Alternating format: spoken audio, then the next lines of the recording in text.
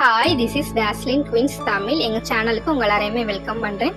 எங்கள் சேனலை நீங்கள் ஃபஸ்ட் டைமாக பார்க்குறீங்கன்னா ப்ளீஸ் சப்ஸ்கிரைப் பண்ணுங்கள், உங்கள் ஃப்ரெண்ட்ஸ் அண்ட் ஃபேமிலிக்கு ஷேர் பண்ணுங்கள். இன்றைக்கி நம்ம என்ன பார்க்க போகிறோம்னா, ரத்த கிரேவி எப்படி செய்யலாம் அப்படிங்கிறத பார்க்கலாம். ஒரு வடை சட்டியில் தண்ணியை ஊற்றி நல்லா கொதிக்க வச்சு நம்ம வாங்கிட்டு வந்த ரத்தத்தை அதுக்குள்ளே போட்டுக்கிறோம். ரத்தம் தானே, ரொம்ப சீப்பான ரேட்டுக்கு கிடைக்குது அப்படின்னு நீங்கள் நினைக்காம இதையுமே நீங்கள் ட்ரை பண்ணி பாருங்கள். இதில் வந்து ஹெச்பி லெவல் ரொம்ப கம்மியாக இருக்குது அப்படின்னா நம்ம எப்படி சுவரொட்டி வாங்கி சாப்பிட்றோமோ அதே மாதிரி ரத்தம் வாங்கி சாப்பிட்டாலுமே ஹெச்பி லெவல் கொஞ்சம் கொஞ்சமாக இன்க்ரீஸ் பண்ணும். அது போக வந்து நமக்கு ப்ரோட்டீனும் நிறையா இருக்குது. ரொம்ப கம்மியான ரேட்டில் கிடைக்குதுன்னு நினைக்காம இதையும் ட்ரை பண்ணி பாருங்கள். இது நல்லா தண்ணி நல்லா கொதிச்சு வரும்போது இப்படி ரத்தமும் சேர்ந்து நல்லா வெந்து வரும்.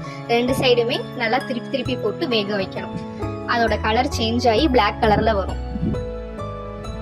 அந்த மேல இருக்கிறது பூரா அதோட எக்ஸ்ட்ரா இருக்கிற டஸ்ட், கொழுப்பு, அந்த மாதிரி நம்ம உள்ள இருக்கிற ரத்தத்தை திருப்பி குத்தி பார்த்தோம்னா வெந்திருக்கும். இந்த ரெண்டு பக்கமும் நம்ம திருப்பி போட்டு வேக வைக்கணும். வேக வச்சோம்னா நல்லா வெந்திருக்கா அப்படிங்கிறத பார்த்துட்டு நம்ம அதுக்கப்புறம் சமைக்க ஆரம்பிச்சிடுவோம். இது வந்து நீங்க ரைஸ்க்கு சப்பாத்திக்கு வச்சு சாப்பிட நல்லா இருக்கும். ரொம்ப சீப்பா கிடைக்குதுன்னு நினைக்காம இதையும் ட்ரை பண்ணி பாருங்க. இப்ப நம்ம ஒரு கத்தியை வச்சு குத்தி பார்த்தோம், இந்த கட் பண்ணி பார்த்தோம், கட் ஆச்சு, அப்ப ரத்தம் வெந்துருச்சு. இதை நம்ம ஆஃப் பண்ணி தனியா எடுத்து வச்சுக்கிறோம். திருப்பி ஒரு வடை சட்டியை வச்சு அதுல ஆயில் ஊற்றிக்கலாம்.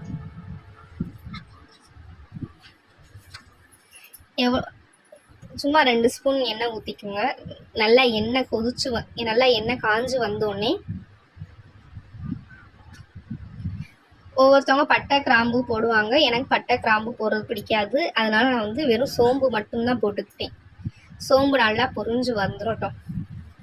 வந்தோடனே அதோட கருவேப்பிலை போட்டு அதையும் வெடிக்க விட்டுருவோம்.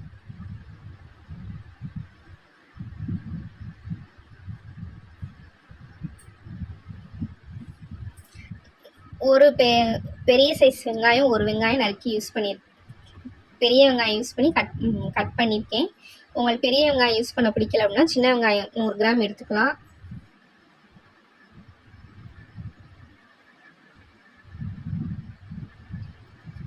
அது நல்லா ப்ரௌனிஷ் கலர்ல வர வரைக்கும் வதக்கணும்.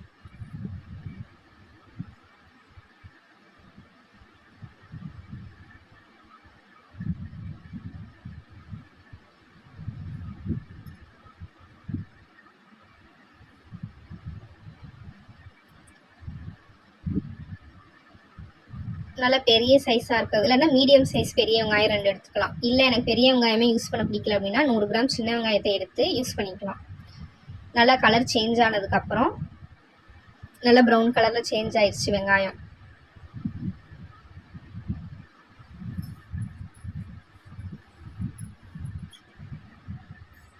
இது தக்காளி அரைச்சி போட்டிருக்கு. தக்காளி, இஞ்சி, பூண்டு எல்லாமே சேர்த்து மிக்சியில் ஒன்றா போட்டு அடித்து அதோட சேர்த்து போட்டிருக்கு.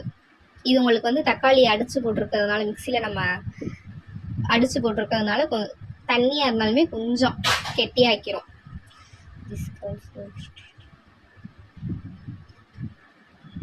மிக்சி ஜாரில் இருக்கிறத வந்து அலசிட்டு தண்ணியை ஊற்றி அலசி திருப்பி ஊற்றிருக்கு. வெங்காயம், தக்காளி, இதோட அது இஞ்சி, பூண்டு பச்சை வாடை போகிற வரைக்கும் நல்லா கொதிக்க விடுவோம்.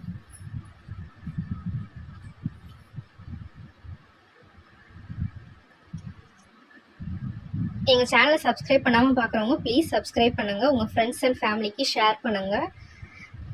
நீங்கள் எந்த மாதிரி செய்வீங்கிறத கீழே கமெண்ட் பண்ணுங்கள்.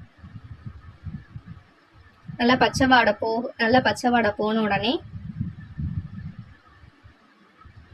Kashmiri chilli powder, garam masala spoon 1 spoon, அதோட நம்ம வீட்டுக்கு யூஸ் பண்ணுற குழம்பு மிளகாத்தூள் அது 2 ஸ்பூன் போட்டு எல்லாம் ஒன்றா மிக்ஸ் பண்ணி அதையும் கலக்கி விட்டுறோம். இதோட தேவையான அளவு உப்பு, நம்ம ரத்தத்துக்கு உப்பு போட்டு வேக வைக்கல, அதனால இதையும் சேர்த்து அந்த ரத்தத்துக்குரிய உப்பையும் சேர்த்து இதில் போட்டு ஒன்றா மிக்ஸ் பண்ணி விட்டுறலாம்.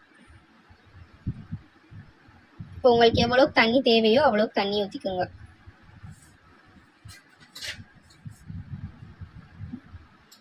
இதில் அந்த மிளகாவோட பச்சை வாசனை போகிற வரைக்கும் அது நல்லா வேகட்டும். நல்லா க்ளோஸ் பண்ணி வேக வைப்போம்.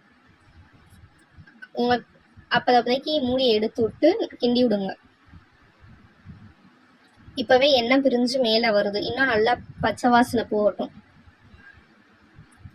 பச்சை வாசனை போனதுக்கப்புறம் நம்ம எடுத்து வச்சுருக்க ரத்தத்தை கட் பண்ணி போடுவோம். இது சிறுசாக கட் பண்ணி போட்டாலும் நல்லாயிருக்கும். நான் பெருசாக கட் பண்ணியிருக்கேன். நல்லா க்யூப் ஷேப்க்கு கட் பண்ணி போட்டுருணும்.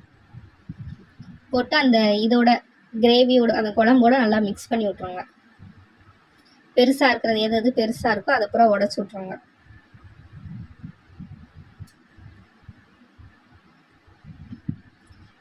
ரத்தம் போட்டதுக்கப்புறம் நம்ம திருப்பி ஒரு லிட்டை வச்சு க்ளோஸ் பண்ணிடுவோம். அப்போதைக்கு இதை எடுத்து அந்த கொதிக்கிறதோடு சேர்த்து நல்லா கிண்டி விடுங்க.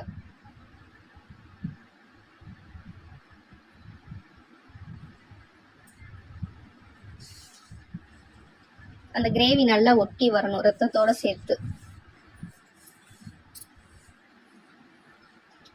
ஒரு மூடி போட்டு க்ளோஸ் பண்ணி எடுத்து அப்போதைக்கு அதை நல்லா கிண்டி விடுங்களேன்னா அடி பிடிச்சிடும். ஒரு சில்லு தேங்காய், அப்புறம் சோம்பு கொஞ்சம், தேவைன்னா 2 சின்ன வெங்காயம் போட்டு மிக்சியில் தேங்காய் அரைச்சி ஊற்றிட்டு நல்லா கிண்டி க்ளோஸ் பண்ணி வச்சுருங்க.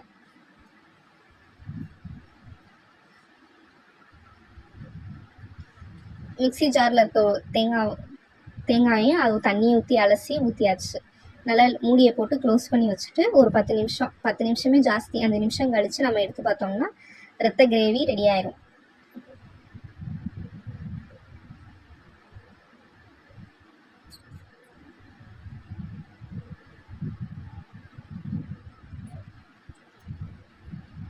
இது சப்பாத்தி ரைஸோட சாப்பிட்றதுக்கு நல்லாயிருக்கும். இதே நீங்கள் ட்ரை பண்ணி பாருங்கள். எப்படி இருந்துச்சுன்னு சொல்லுங்கள். உங்கள் ஃப்ரெண்ட்ஸ் அண்ட் ஃபேமிலிக்கு ஷேர் பண்ணுங்கள். இதில் இருக்கிற சத்தையுமே மிஸ் பண்ணாமல் சாப்பிட்டு பாருங்கள். தேங்க்ஸ் ஃபார் வாட்சிங்.